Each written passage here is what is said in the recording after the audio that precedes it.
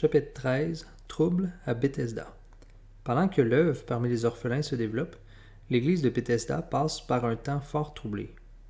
Nous avons noté le rôle de Müller et Craik dans la redécouverte des principes bibliques des assemblées de frères. Ces deux hommes auront encore une influence déterminante sur l'évolution des assemblées à un moment crucial de leur histoire.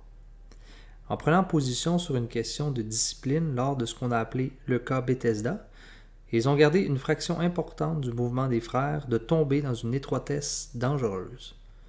Pour comprendre ce qui s'est passé en 1848 à Bristol, il nous faut, cependant, remonter au début des années 1830 et suivre l'évolution de l'Assemblée de Plymouth, qui a donné son nom à une fraction du mouvement des frères. Les racines du cas de Bethesda, Plymouth. Fin 1831, une assemblée naît à Plymouth autour de Francis Newman, le frère du futur cardinal P.F. Hall, un officier de marine en retraite, et B.W. Newton, un brillant intellectuel préoccupé de questions prophétiques. Ce dernier convainc Darby et Wigram de venir à Plymouth. Wigram achète une chapelle où l'on prêchera, en semaine, sur des sujets prophétiques.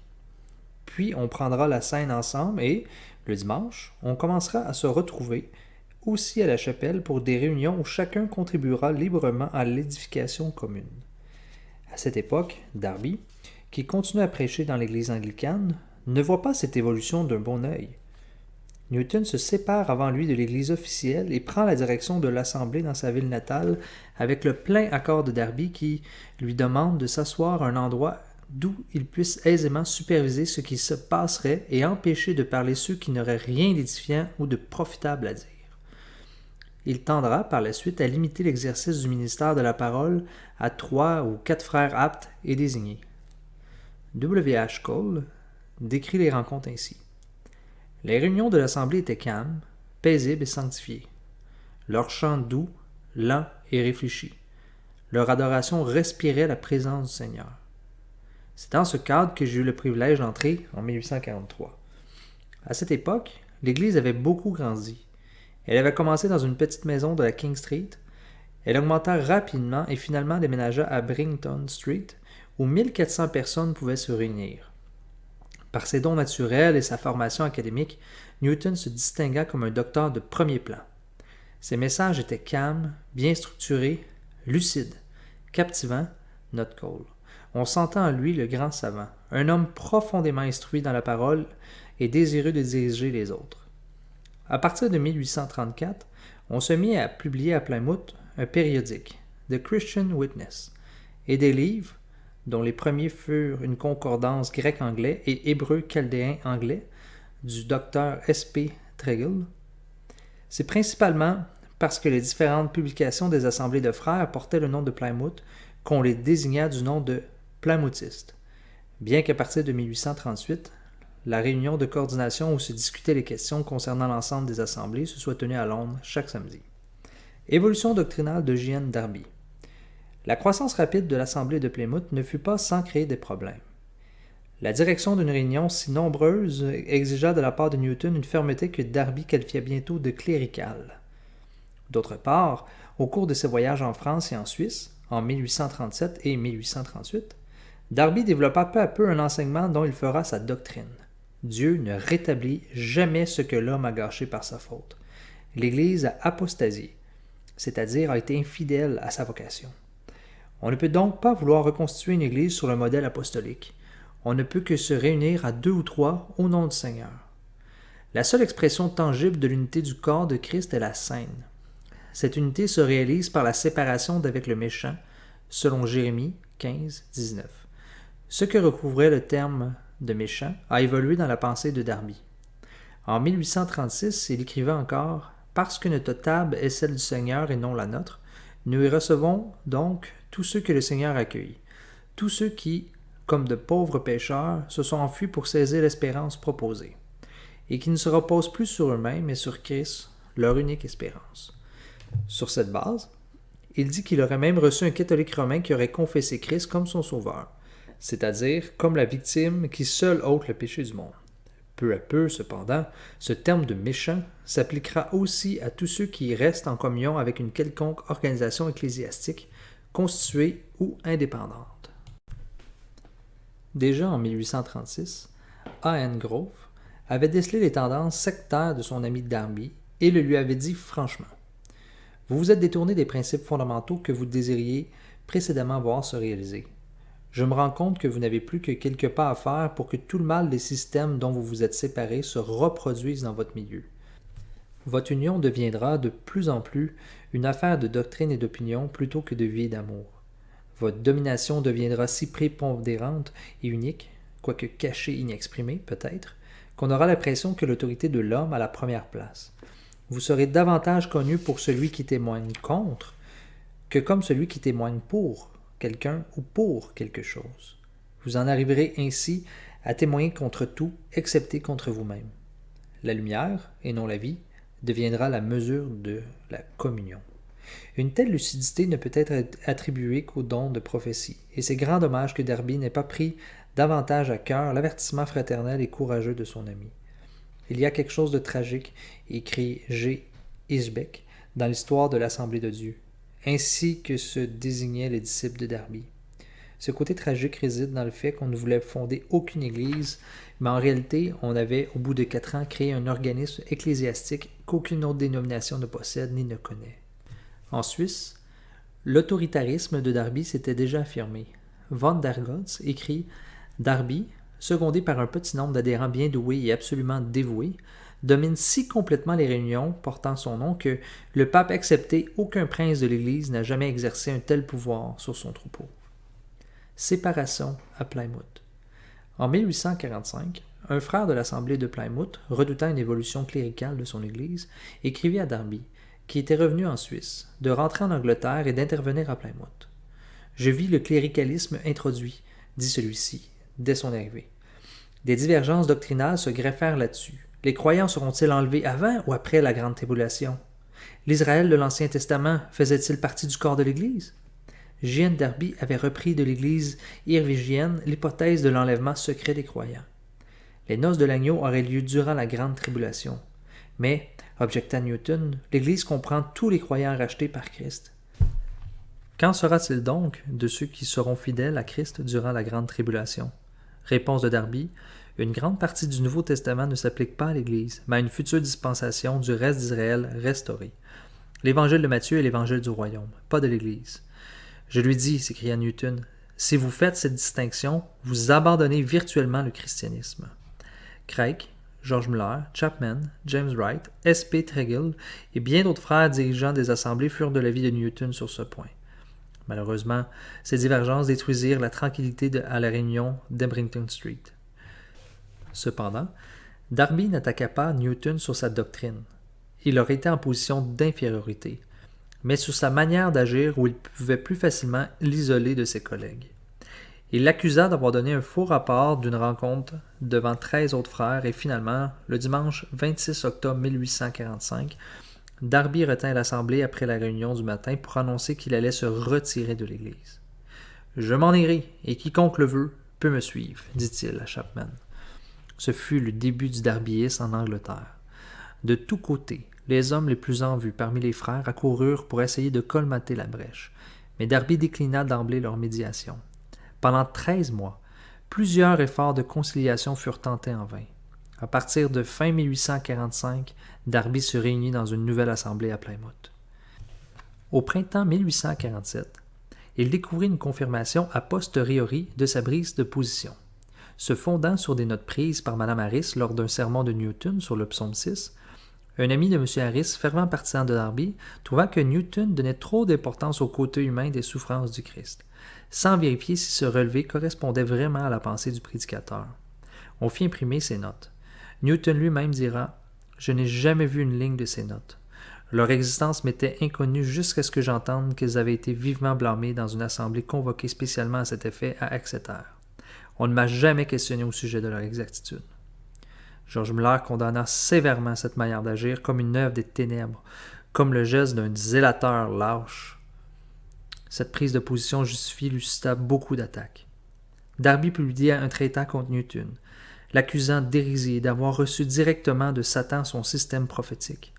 Newton réfuta énergiquement le sens de certaines phrases qu'on voulait lui attribuer, mais reconnut avoir insisté un peu trop sur un aspect particulier de la vérité. En novembre 1847, il publia un exposé dans lequel il reconnaissait avoir émis certaines erreurs de doctrine et les désavouait entièrement et humblement. Je n'aurais jamais dû faire un lien entre Christ et Adam comme chef fédéral. Je veux affirmer distinctement que je tiens la perfection de Christ et le caractère complet de son sacrifice comme des vérités entièrement hors de doute. Toutes les doctrines et toutes les opinions doivent être subordonnées à ces vérités fondamentales et directrices. Toutes doivent s'orienter d'après elles. Je reconnais pleinement mon erreur et je la reconnais comme péché. Je veux le confesser devant Dieu et devant son Église. Je désire que cela soit considéré comme une expression de mon regret et de mon chagrin profond et sincère, surtout à l'égard de ceux qui ont pu être attristés ou blessés par mes fausses affirmations ou par quelques conséquences qui en seraient résultées. J'ai cette confiance que le Seigneur non seulement me pardonnera, mais encore qu'il neutralisera tous les effets négatifs qui ont pu en résulter. Darby s'est efforcé de montrer que, malgré cette rétraction explicite, Newton n'avait pas renoncé à ses erreurs et ne s'était jamais repenti d'une manière adéquate de son péché. C'est pourquoi il continuait à le qualifier d'homme dangereux, de blasphémateur et à voir en lui l'ennemi numéro 1, arch enemy. Dégoûté par toutes ces querelles, Newton quitta définitivement l'Assemblée et la ville en décembre 1847. Le faux docteur s'étant rétracté et retiré du ministère, la fausse doctrine ayant été stigmatisée et répudiée, on pouvait s'attendre à ce que les vagues soulevées s'apaisent et que la paix rentre dans les assemblées. Tel ne fut, hélas, pas le cas. Darby ne fut pas satisfait de cette rétractation et il fera de la prise de position vis-à-vis de Newton le critère de la saine doctrine des individus comme des assemblées. Quiconque ne lançait pas l'anathème contre Newton et l'assemblée de Plymouth ne pouvait rester en communion avec lui. L'affaire de Bethesda. Le conflit entre les vues de Darby et celle d'un grand nombre de conducteurs des assemblées de frères atteignit son paroxysme dans un cas examiné à l'assemblée de Bethesda à Bristol. La question de Bethesda est restée, et reste encore dans certaines assemblées, le shibboleth, critère, permettant d'accepter quelqu'un ou de lui refuser la communion. Dès 1847, l'assemblée de Bethesda avait pris ses distances par rapport à l'enseignement de Newton et recevait des membres de son assemblée seulement après s'être assuré qu'ils ne partageaient pas les erreurs doctrinales incriminées. En avril 1848, une telle réception lui fut fatale. Un colonel Woodfall et son frère, déménageant de Plymouth à Bristol, demandèrent à être admis comme membres de l'assemblée de Bethesda. Sur le sage conseil de Craig, les membres qui avaient élevé des objections à leur admission furent chargés d'examiner le cas. Sur leur avis favorable, les Woodfall furent reçus. Le 20 avril, Darby vint à Bristol et, suivant son habitude, rendit visite à George Muller qui le pria de se charger de la prédication du dimanche soir suivant, à Bethesda. Darby répondit qu'il ne pouvait le faire, s'étant déjà engagé à prêcher à Exeter. L'entretien fut amical et ne laissa en rien prévoir la suite. Quelques jours plus tard, en effet, Darby annonçait publiquement, dans une grande réunion de frères enseignants à Exeter, qu'il ne pourrait plus retourner à Bethesda parce que des adeptes de Newton y avaient été reçus. Il confirma ultérieurement cette décision par lettre à George Muller. Les partisans de Darby dans l'assemblée de Bethesda demandèrent qu'un examen approfondi des erreurs de Newton, répudiées par leur auteur, soit fait par l'Église. Les anciens convoquèrent donc une réunion d'assemblée pour fin juin, où fut lue et approuvée par la majorité de l'Église une proclamation des 10 anciens connue sous le nom de Lettre des 10. Dans cette lettre, ils condamnaient formellement les enseignements erronés attribués à Newton. On y disait en particulier « Nous rejetons l'affirmation que le Fils de Dieu aurait été impliqué dans la faute du premier Adam ou qu'il serait né sous la malédiction de la loi violée à cause de ses relations avec Israël. Nous affirmons la divinité de sa personne, sa nature sans péché, la perfection de son sacrifice. » Si cette lettre, écrit Nedby, avait été l'approbation de toutes les erreurs doctrinales de la chrétienté depuis les jours de Cérinthe, elles auraient à peine pu déchaîner une plus grande tempête de malédiction. Le passage le plus contesté de cette lettre est le suivant. Même en supposant que l'auteur de ces traités, c'est-à-dire Newton, fût fondamentalement hérétique, cela ne nous autoriserait pas à repousser les frères qui viendraient de cette assemblée avant d'avoir acquis la conviction qu'ils ont compris et accepté ces vues désastreuses pour la vérité. D'autant plus que ceux qui se sont réunis à Ebrington Street, à Plymouth, en janvier dernier, ont émis une déclaration par laquelle ils désavouaient les erreurs signalées dans ces brochures. Dans la même lettre, les 10 affirmaient vouloir rester en communion avec tous les croyants et se considérer comme particulièrement associés à ceux qui se réunissent simplement, comme nous, dans le nom du Seigneur Jésus, sans être obligés d'examiner toutes les erreurs pouvant être professées à travers le monde. Si un frère est en droit de nous demander d'examiner un livre de 50 pages, il peut tout aussi bien nous demander d'analyser une erreur contenue dans un ouvrage bien plus important, de sorte que tout notre temps serait gaspillé dans l'examen des erreurs d'autrui, au lieu d'être utilisé pour un service plus important. Ces considérations pragmatiques sont caractéristiques de la différence entre George Muller et J.N. Darby. Comme le dit R. Code, Muller, Craig et Chapman étaient trop occupés par leur travail pour être distraits par des controverses académiques et par tempérament, ils les évitaient. Extension du conflit. Grove, revenu des Indes, raconte que, peu après la lecture de la lettre des 10 dans l'Assemblée, Darby vient à Bristol et eut une rencontre avec Muller et Craig, au cours de laquelle il exigea de nouveau que Bethesda examine à fond les brochures de Newton et les condamne. Mais constatant que leur attitude ne pouvait être modifiée, Darby chercha à les intimider par la menace de détacher d'eux tous les croyants d'autres localités avec lesquels ils avaient entretenu, depuis des années, des relations fraternelles. Et Darby ne se contenta pas de menacer, il déploya dans l'exécution de sa menace une énergie extraordinaire. Il se rendit d'un endroit à l'autre, continue Grove, cherchant à obtenir partout l'acquiescement à la position qu'il avait prise contre Bethesda. Des assemblées de saints furent exclues pour le seul motif qu'ils ne pouvaient reconnaître que Darby avait raison et que Bethesda avait tort. Lorsqu'il arriva à Leeds, il publia la circulaire lithographiée du 26 août 1848 par laquelle, lui, Darby, excluait non seulement Bethesda, mais encore toutes les assemblées qui recevraient un croyant en communion avec Bethesda. Il y dit notamment « Malheur à ceux qui en viendraient à aimer mieux les frères Muller et Craig, ou leur propre affaire, que les âmes des saints qui ont du prix pour Christ, et qui pourraient être contaminés par la fausse doctrine. Je place clairement sur leur cœur que le fait d'accueillir n'importe qui venant de Bethesda, c'est d'ouvrir la porte à la contagion d'un mal affreux.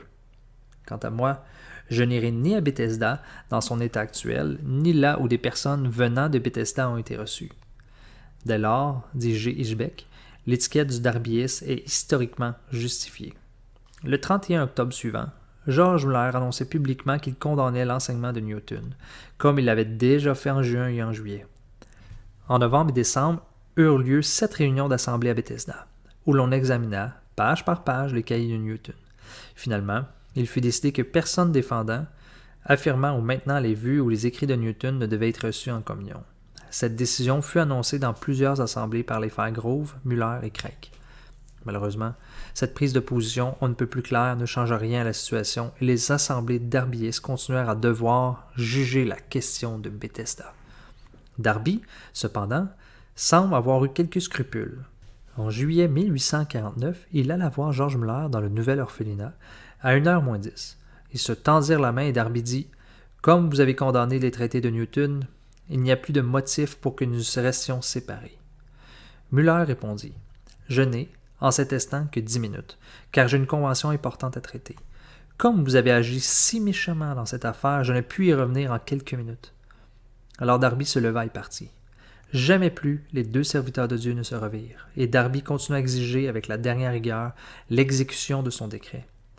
Il persista jusqu'à la fin de sa vie dans ses anathèmes contre Bethesda. En 1864, il écrivit « Le mal, à Bethesda, consiste à admettre, à l'encontre de tout principe biblique, des gens qui blasphèment contre Christ. » En 1867, il répétera encore « Je rejette Bethesda comme une méchanceté, comme je l'ai toujours fait. » Lorsque la doctrine blasphématoire de Newton a surgi, Bethesda l'a délibérément protégée et accréditée. L'ère des excommunications.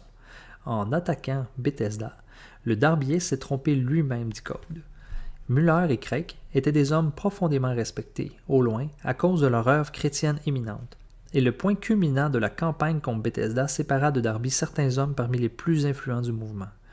Le pouvoir abrupt de la personnalité de Darby, joint au fait que ses voyages avaient fait de lui l'ami personnel d'homme pour lequel Muller n'était qu'un nom, peut expliquer pourquoi le parti de Darby sortit le plus fort de la division qui s'ensuivit. Mais les noms de ceux qui refusèrent d'appliquer son décret contre Bethesda et qui, par conséquent, subirent la même excommunication montrent avec éloquence que le darbyisme ne serait pas une force durable. En effet, Chapman, Grove, Lord Congleton, Rhind, Salto et même Harris, qui avaient mis le feu aux poudres à Plymouth, rompirent avec Darby. D'anciens amis de Darby demeurèrent en communion avec Bethesda. Des assemblées furent excommuniées par Darby et ses proches parce qu'elles avaient reçu un manque de Bethesda ou de Plymouth à la table du Seigneur. Elles furent, dès lors, stigmatisées comme des assemblées de la fausse doctrine. Ce fut le cas de l'assemblée de Tottenham à Londres, qui reçut Grove, de celle de Bath accueillant un autre membre de Bethesda, de celle de Leeds tolérant le colonel Woodfall. Quand n'importe où sur le continent, un membre d'une communauté exclue trouvait accueil quelque part, le cercle qui l'avait reçu, ainsi que l'assemblée tout entière, était déclarée souillée et frappée d'excommunication. Le noble docteur Cronin était si attaché à la doctrine de Darby qu'il interdisait l'accès de sa maison à son ami Grove, son collaborateur le plus proche parce qu'il participait au péché d'autrui. Cela ne l'empêcha pas d'être, lui aussi, exclu en 1879, à l'âge de 80 ans par Darby, octogénaire comme lui, après 25 ans d'étroite amitié. Motif. Une fois, lors de la célébration de la scène, il n'avait pas agi exactement selon la règle darbyiste. Ce qui était plus grave, c'est que Darby, et ceux qui le suivaient, considéraient une telle exclusion non seulement comme une rupture de communion avec leur cercle, mais comme une excommunication de l'Église de Dieu. En réponse à une question qu'il lui fut posée en 1864, Darby répondit « Je considère M. Goodall comme exclu ou schismatique et, de ce fait, en dehors de l'Église de Dieu sur la terre, car il a été retranché par l'Assemblée de Londres et il n'existe pas deux églises ici-bas. L'Écriture m'oblige à le considérer ainsi. » Ces événements divisèrent profondément ce fleuve de bénédiction qu'avait été le mouvement de frères. Désormais, dans le monde, on trouvera deux courants séparés. D'une part, ceux qui restaient en communion avec Darby et qui seront régis par le gouvernement central des assemblées, un comité de frères qui se réunissait chaque samedi soir à Londres, ceux que l'on appellera à partir de là les frères exclusifs ou darbyistes. D'autre part, ceux qui désiraient continuer dans la même ligne que l'assemblée de Bethesda et qui seront appelés les frères larges. Quelques années après l'excommunication de Newton, J.N. Darby lui-même fut accusé par ses propres disciples de dévier de la doctrine biblique sur les souffrances de Christ, puisqu'il enseigna que le Fils de Dieu avait enduré la colère divine d'une manière autre que vicaire et expiatoire. Bien que sa thèse ne fût pas identique à celle de Newton, elle était fondée sur les mêmes erreurs d'exégèse, dit F.S. Bruce, et il ajoute « Les deux hommes ont identifié leur interprétation de la vérité révélée avec la vérité révélée elle-même. Comme leur interprétation ne concordait pas, chacun croyait défendre la vérité contre l'erreur. » La période des excommunications dura des dizaines d'années. Le parti darbyiste se subdivisa de nombreuses fois. La question du baptême, Darby était resté partisan du baptême des enfants, de l'attitude envers le monde, des questions de personnes, de prophéties, d'associations furent à l'origine d'innombrables divisions dans les rangs des frères exclusifs. L'assemblée de Bethesda fut elle aussi profondément troublée par ces événements. Une de ses membres, Mrs. Anne Evans, écrit « Nous avons été secoués de part en part, des liens d'amitié ont été rompus, des familles divisées, des relations d'affaires brisées, la santé et même la raison de plusieurs ont fait naufrage. Nous avons été profondément humiliés. Nous avions augmenté en nombre, nous avions des conducteurs irréprochables, nous avons été tentés de nous enorgueillir. Dieu a permis à Satan de nous attaquer. Durant tout ce temps, George Muller a été un grand soutien pour nous. Il n'a pas perdu la tête. Il a maintenu les rênes d'une main ferme. Lorsqu'à la fin Bethesda est sortie de la tourmente, l'Église était plus forte et plus libre que jamais. Nous avions même augmenté en nombre. Nous étions alors 700 membres en communion. Deux orientations. George Muller déclarait en 1863 « Alors que nous tenons fermement la vérité, à toute la vérité dans laquelle nous avons été enseignés par les Saintes Écritures, nous devons toujours nous rappeler que ce qui devrait unir les croyants, ce n'est pas le degré de connaissance auquel ils sont parvenus, mais la vie commune qu'ils ont en Jésus, qu'ils sont rachetés par le sang de Jésus, membres de la même famille, en route pour la maison du Père, où ils seront bientôt tous réunis. À cause de cette vie commune qu'ils partagent, des frères devraient vivre ensemble dans l'unité. Telle est la volonté du Père et du Fils béni qui a donné sa vie pour nous, afin que nous nous aimions les uns les autres. » Le principe de J.N. Darby se trouve tout entier résumé dans le titre d'un de ses écrits, « Séparation du mal, le principe divin de l'unité ». Or, il appelait mal tout ce qui ne concordait pas avec ses propres vues. Dans la Bible, le seul motif d'excommunier quelqu'un dont la qualité de frère ne soit pas mise en doute était la mauvaise conduite. Si quelqu'un avait d'autres vues que Paul, l'apôtre argumentait avec eux, 1 Corinthiens 15. Ou bien, il attendait que Dieu les éclaire, Philippiens 3, 15. Mais il ne les excluait pas de l'Église. Les deux principes ont porté des fruits différents depuis la séparation de Bethesda. Les assemblées darbyistes sont restées refermées sur elles-mêmes, soucieuses de maintenir la saine doctrine, fût-ce au prix des séparations, qui continuent jusqu'à nos jours. Les assemblées dites de frères larges ont apporté dans de nombreux pays une contribution importante à l'évangélisation, à la mission et aux œuvres de bienfaisance, tout comme l'avait fait George Muller. Chapitre 14. Persévérer malgré l'épreuve. Maladie de Lydia Muller. Juillet 1853. Il a plu au Seigneur d'éprouver ma foi d'une manière que j'ignorais jusqu'ici. Le 20 juin, ma fille bien-aimée est tombée malade de la typhoïde. Le 8 juillet, notre cher enfant était condamné par les docteurs. Le Seigneur nous a aidés, ma femme et moi, à la lui remettre. Il nous a soutenus, mais je ne parlerai que de ce qui me concerne. Bien que mon unique enfant, mon enfant bien-aimé, ait été aux portes du tombeau, mon âme est restée dans une paix parfaite, toute prête à acquiescer à la décision du Père céleste, bien assurée que cette décision serait pour le plus grand bien de l'enfant et celui de ses parents. L'état d'extrême gravité a continué jusqu'au 20 juillet, puis une amélioration se produisit. Le 18 août, bien qu'elle fût très faible encore, notre enfant était assez bien pour supporter le voyage à Clevedon. Il y avait 55 jours qu'elle était tombée malade. Durant ce temps d'affliction, de très grande affliction, je fus gardé dans un parfait repos d'esprit, non seulement au sujet de l'épreuve elle-même, mais aussi quant à la raison de l'épreuve. Précédemment, il est arrivé que la main de Dieu s'appesantisse sur moi, et j'avais alors tout de suite compris qu'il voulait, dans sa sagesse et son amour, me guérir de l'état de tiédeur dans lequel j'étais tombé. Cette fois, je n'avais pas du tout ce sentiment-là. Tout en ayant conscience de bien des faiblesses, de nombreux manquements dans mon service et d'erreurs, et tout en étant prêt à m'écrier avec l'apôtre Paul « Misérable que je suis !» Je savais qu'il n'y avait pas, cette fois-ci, une répréhension du Seigneur, mais une épreuve.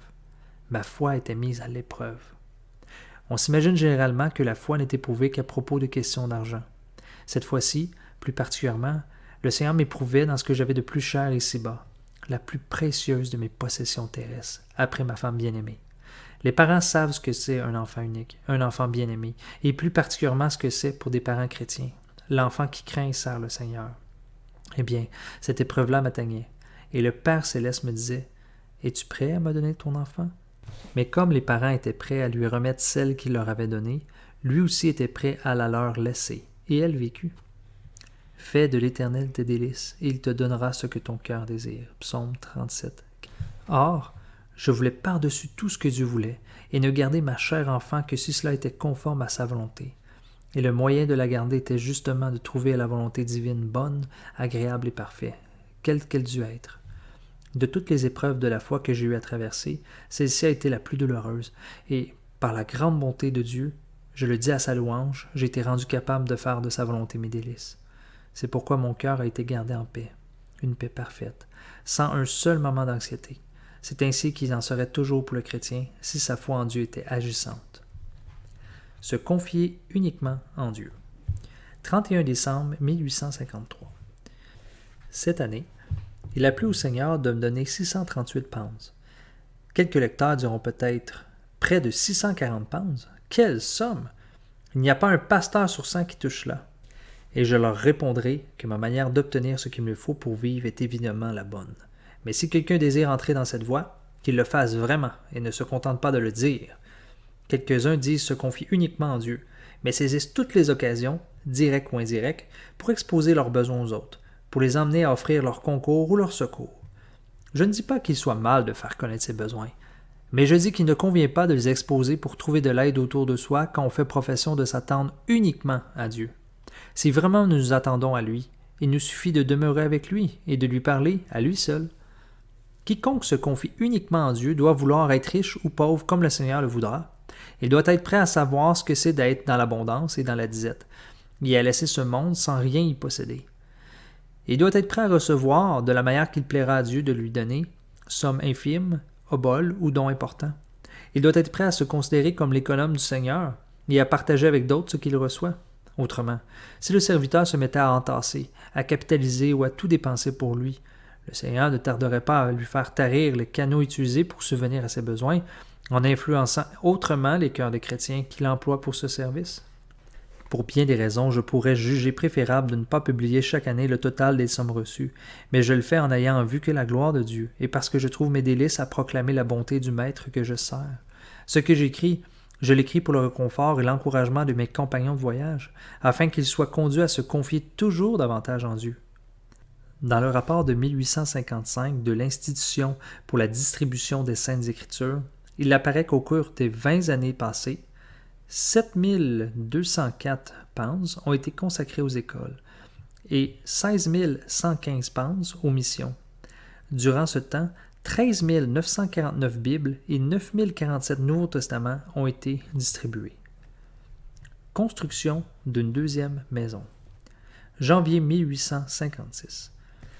En mai 1853, George Muller a déjà 12 600 pounds pour la construction d'une nouvelle maison d'orphelins, mais il estime qu'il lui en faut le double avant de commencer à bâtir. En janvier 1856, des amis chrétiens s'engagent à verser solidairement 5 680 pounds.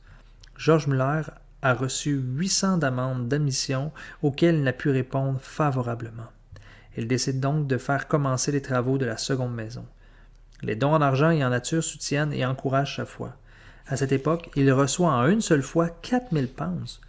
Un ami s'engage à faire poser à ses frais les vitres des 300 grandes fenêtres. Or, écrit George Muller, il se trouve que cette fois, la dépense n'a pas été comprise dans le contrat comme pour la première maison. Les gros travaux touchent à leur terme et on s'occupe de l'aménagement intérieur du home des orphelins.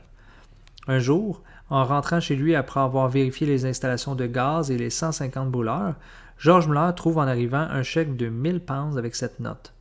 Il me semble bon et avantageux de placer cette somme dans les orphelinats. Tentation. 12 octobre 1856. J'ai reçu aujourd'hui un chèque de 100 pounds que le donateur désire me voir placer. Dans sa pensée, ce don doit être le début d'un fonds destiné à mes besoins et à ceux des miens, lorsque la vieillesse sera là. Cette proposition, si pleine de bonté, si bienveillante, mais cependant apparue comme une subtile tentation, destinée à me faire sortir de la voie que je me suis tracée depuis 26 ans, et à me faire délaisser les principes directeurs de ma vie et de l'œuvre des orphelinats. Je reproduis ci-dessous la lettre en question et ma réponse, pensant qu'elles pourront avoir quelques utilités pour le lecteur. Cher monsieur, j'admire les services que vous rendez à la cause des orphelins et à l'humanité en général. C'est pourquoi je crois qu'il est juste de penser à vous. J'envoie donc 100 pounds pour vous et les vôtres. Dans ma pensée, c'est là le commencement d'un fonds que bien d'autres personnes augmenteront de leurs dons. J'espère que vous voudrez bien tenir compte du désir que j'exprime. Que Dieu daigne continuer de vous bénir, vous et vos travaux, comme il l'a fait jusqu'à maintenant. Par la grâce de Dieu, je n'ai pas eu un instant d'hésitation sur ce que j'avais à faire. Tout en appréciant la grande bonté du donateur, j'ai vu là une tentation permise par Dieu, une sollicitation à me confier en une sécurité matérielle au lieu de regarder à lui seul. Je répondis donc comme suit. Mon cher monsieur, je me hâte de vous accuser réception de votre aimable lettre que j'ai bien reçue, ainsi que le chèque qui l'accompagnait. Je ne possède rien, ma chère femme non plus. Depuis 26 ans, j'ai renoncé au traitement de pasteur et, de ce fait, je ne touche rien comme directeur des orphelinats et autres œuvres de notre institut biblique. Quand j'ai besoin de quoi que ce soit, je m'agenouille devant Dieu et je lui demande qu'il lui plaise de me l'accorder. Alors il met au cœur de l'un de ses enfants de me le donner. C'est ainsi que, depuis 26 ans, il a subvenu à tous mes besoins, et je puis dire, à sa louange, que je n'ai jamais manqué de rien. Ma chère femme et ma chère fille sont aussi tout à fait d'accord avec cette façon de vivre. Je n'ai jamais cru devoir mettre quoi que ce soit de côté pour moi, pour ma chère femme et ma fille, si ce n'est de cette manière. Quand je suis en contact avec quelques veuves âgées et pauvres, quelques personnes malades, quelques enfants sans secours, je les aide de tout mon pouvoir, dépensant sans compter ce que Dieu m'a donné, pleinement persuadé que si jamais nous sommes dans le besoin, moi, ma femme ou ma fille, le Seigneur nous rendrait largement ce que nous lui avons prêté, puisque quiconque donne aux pauvres prête à Dieu. Je ne puis donc accepter la somme que vous m'offrez pour le commencement d'un fonds en vue de notre avenir. Tout ce qu'on veut bien m'envoyer pour moi personnellement, ou ma famille, ou les orphelinats, je l'accepte avec reconnaissance. Mais je craindrais de déplaire à Dieu qui m'a si généreusement donné mon pain quotidien jusqu'ici, en constituant une épargne pour l'avenir. Je tiens donc le chèque à votre disposition. Croyez, cher monsieur, que je suis touché de votre bonté à mon endroit et je demande à Dieu qu'il lui plaise de vous récompenser au point de vue temporel et spirituel. 2 jours après, je recevais une réponse de mon correspondant. Il donnait la somme pour les orphelins. Le lendemain, je recevais un autre chèque de 100 pounds du même donateur pour les orphelins, afin, 4 jours après, une somme identique avec la même destination. Goûtez et voyez combien l'Éternel est bon. 28 décembre 1856. À la fin de l'année 1855, j'ai dit que le Seigneur avait pourvu à tous mes besoins avec largesse. Je l'ai dit dans la dépendance de Dieu et pour le glorifier. Je n'ai pas été sans penser qu'en lisant le chiffre de la somme mise à ma disposition, quelques chers amis chrétiens qui, jusqu'ici, se sont intéressés à mes affaires temporelles, penseraient que leur don était désormais superflu puisque j'avais une telle abondance. Malgré cela, j'ai voulu publier à la gloire de Dieu ce qu'avait été sa générosité à mon endroit, sans m'occuper de mes intérêts temporels et des répercussions que cela pourrait avoir pour moi. Et quel a été le résultat? Quelques-uns de mes amis chrétiens se sont dit effectivement, M. Muller est si largement pourvu qu'il n'est plus nécessaire que nous pensions à lui. Et qu'a fait le Seigneur? Il savait, lui, que je me considérais uniquement comme l'économe de l'abondance qu'il m'envoyait, que je ne mettais rien de côté, et considérerais comme un honneur de dépenser pour lui ce qu'il me confiait. De sorte que, si certains se sont tenus à l'écart à cause de mon abondance, lui, au contraire, il a honoré de plus en plus la foi que j'ai mise en lui et les principes auxquels j'obéis en me considérant comme son économe. Au lieu d'avoir moins, j'ai eu davantage. Le mois qui suivit la publication du récit, j'ai reçu plus d'argent que je n'en avais jamais encore eu. Depuis, le fleuve de l'abondance n'a cessé de couler pour moi. Et lorsque j'ai établi mes comptes, il s'est trouvé que j'avais reçu 781 livres sterling 7 pence. Ainsi, le pauvre étranger qui n'avait que 5 pounds en poche, quand il commença à travailler pour Dieu en ce pays, a reçu, au cours de l'année qui vient de finir, cette très forte somme en réponse à la prière. Oh, goûtez et voyez combien l'Éternel est bon. Heureux l'homme qui se confie en lui. Psaume 34, 8. Ouverture de la deuxième maison. 12 novembre 1857. Le jour si longtemps attendu et pour lequel j'ai si longtemps prié est enfin arrivé. Le désir de mon cœur est exaucé, et je puis ouvrir la seconde maison capable de recevoir 400 orphelins. J'avais aussi prié Dieu que, dans sa providence, il veuille bien, par son Esprit Saint, préparer les aides nécessaires. Et quand la maison fut prête, eux aussi étaient prêts, sans que j'aie recouru à mes annonces. Ainsi, je recueille la précieuse récolte de milliers de prières que j'ai fait monter vers Dieu.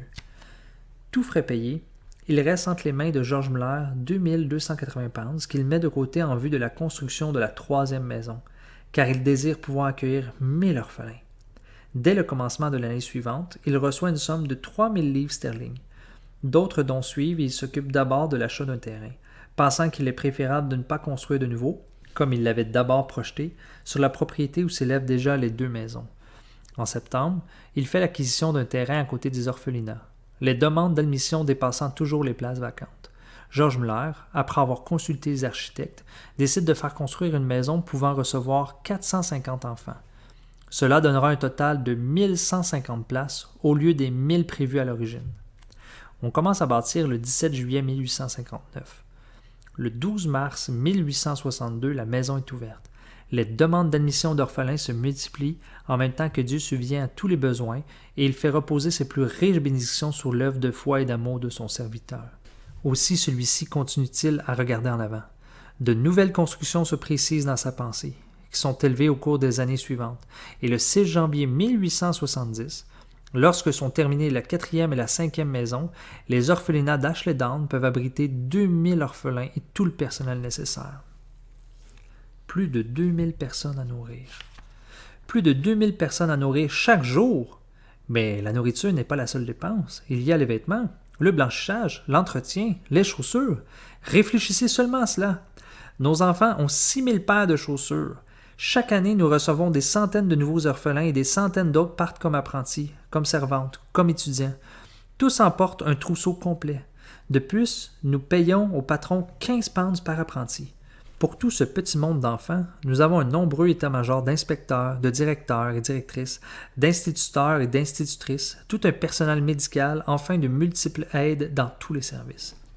À côté des dépenses faites pour tout ce qui touche directement aux orphelins, à leur entretien, leur éducation, leur instruction, à côté des frais de maladie, et hélas, parfois aussi de ceux qui entraînent la mort, il y a toutes les dépenses occasionnées par les réparations des immenses édifices.